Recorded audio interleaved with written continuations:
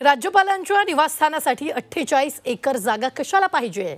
ही निवासस्थानाची जागा छत्रपती शिवाजी महाराजांच्या स्मारकासाठी द्या, अशी मागणी खासदार उदयनराजे भोसलेंनी केली आहे. अरबी समुद्राच्या बाजूला जागा इतर कुठेही मिळू शकणार नाही, याबाबतची मागणी राज्य आणि केंद्राकडे केली असल्याचं देखील खासदार उदयनराजेंनी सांगितलं.